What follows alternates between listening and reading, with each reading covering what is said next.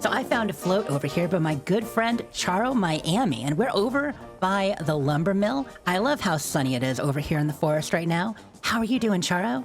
I'm doing great. I might be a little sore from building this float, but you know what? It's fine. I'm good. Yeah, a lot of work. I love that emote. That's one of my favorite new emotes, I think. It is. It is probably the best because it has so many different purposes, you know? And you catch the popcorn every time, which is how I know it's not like real life where it hits me in the nose at least 1 out of 5. But that's neither here nor there. We're here to take a look at this float. And oh my gosh, this is a big one. I love this. Well, thank you. Being pulled by a truck, and you've got a whole flatbed. What's the theme of this float, Charo? It's actually just about the friendship and the adventures that came along with it. That is brilliant. I'm looking at it from the front and making a big entrance with the popcorn again, those popcorn balloons. Very fun. You've got cameras up. See the names there. Charo, Fish, Mush, Lemur. Those are some of your friends. There's some, and I mean, we've made a million more. Well, you know, yeah, we've made a million more.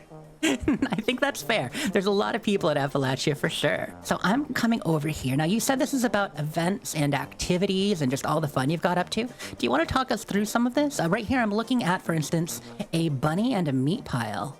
Well, that was actually Lemur. Like I said, once we got done with the main story, a lot of us would come up with different adventures and we'd come across things and we're like, how can we entertain ourselves or to dare each other? We found our own entertainment, our own quest. So Lemur's favorite one was playing with anything that could kill us, explode us, little fires. Most raider loving way though.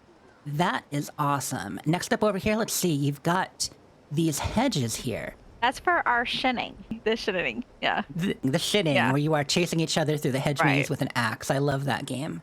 And then you have the cannon. And wait, is that a fish? Yes, that's Fish. For how many times we have launched him out of things and how many times he's come up with just, you know, again, the way that we would try to do the traps and just kind of just pushing each other and shooting each other. But he was always the first one to be there, ready to be launched out of anything. That's wonderful. I love the flying fish. Like, we know Tino is more like officially the stuntman, but I feel like Fish has been in lots of those situations. He's getting there. Due to Mush's plans and devious traps and all that stuff. Fantastic. I love the way you set it up here with the target, and you've got Bottle and Cappy on the Giddy Up Buttercup behind.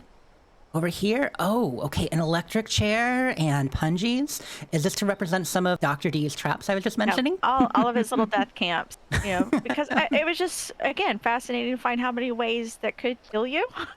It's Appalachia. You keep coming back. It's all good. What do we have going on this platform? Well, we kind of thought it was a little bit of a happy nod because there'd be times that we would just be hanging out and figuring out what our next adventure could be. So we would try to plan it, you know, with you and with other friends walking around looking for the new creatures, the new spawns and new events and jump on into it. So sometimes it took a little bit of planning and other times we had to really go and hunt them down. So I'm looking along the side of the float here. You've got the happy birthday and all the streamers on the flatbed.